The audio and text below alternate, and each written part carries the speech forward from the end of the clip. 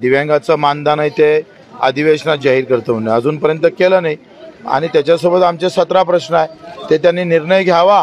आम्ही ही इकडे जाणारी यात्रा त्यांच्या घरापर्यंत घेऊन त्यांना खांद्यावर घेऊन नाचू।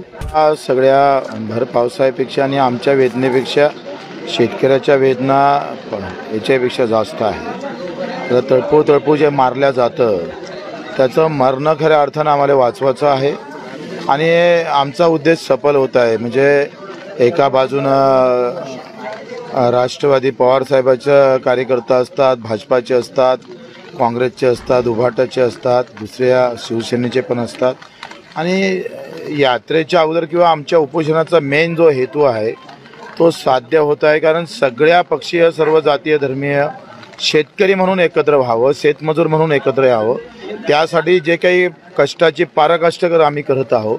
प्रचंड धोधो पावसात हा कार्यकर्ता शेतकरी गावाखेड्यात जाऊन सगळं पाऊस गिऊस विसरून सामील होत आहे। म्हणजे साधा आम्ही पाहतो का किती काही मोठा कार्यक्रम असला तरी पावसात लोक बाहेर येत नाही, पण प्रचंड गर्दी गावागावामध्ये अतिशय ताकदीनं या पदयात्रेत सामील होतं, याचा आनंद आहे। आणि एक बाजू आम्ही जिंकाच्या बाजूनं जात आहोत, जे म्हणजे मी शेतकरी आहो, मी मजूर आहे, हे जे आमचं मत होतं, ही जी काही भावना होत्या त्या भावनेपर्यंत आम्ही जातो। आणि दुसरी बाजू आहे सरकारची, सरकारनं या सगळ्या संदर्भात तातडीनं घोषणा केली पाहिजे। तुम्ही मराठीच्या मुद्द्यावर आंदोलन न होता घोषणा करताय आणि शेतकरी रोज मरतंय, त्याच्यासाठी मात्र तुमच्या भूमिका अजूनही किंतु परंतुची आहे, त्या निश्चित झाल्या पाहिजे। शेतकऱ्यांना लाठीकाठी घेऊन नाही यावं तर काय मग साड्या घेऊन यायच्या असते का? शेतकऱ्यांनी लाठी काठी रुमणे घेऊनच यायला पाहिजे आणि 14 तारीख या सरकारला हिसका दाखवला पाहिजे।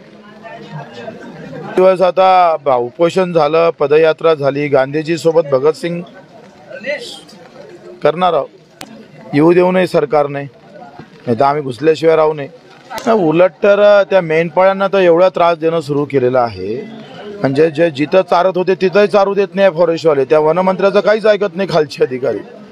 वनमंत्र्यानं सांगितलं खाली का नाही यांना 5 वर्षाच्या वरती झाडं असेल तिथं चारू द्या, आणि खालचे अधिकारी म्हणते मंत्री कोण आहे आम्हाला माहीत नाही। अशी अवस्था या मंत्रालयातल्या मंत्र्यांची। उच्चस्तरीय समिती कर्जमाफीची ते 15 दिवसात जाहीर करणार होते, आता 20 दिवस झाले जाहीर केले नाही। आता म्हणतात त्या पावसाळी अधिवेशना संपायच्या पूर्वी जाहीर करतोय। दिव्यांगाचं मानधन आहे ते अधिवेशनात जाहीर करतो म्हणजे अजूनपर्यंत केलं नाही आणि त्याच्यासोबत आमचे 17 प्रश्न आहे ते त्यांनी निर्णय घ्यावा। आम्ही ही इकडे जाणारी यात्रा त्यांच्या घरापर्यंत घेऊन त्यांना खांद्यावर घेऊन नाचू।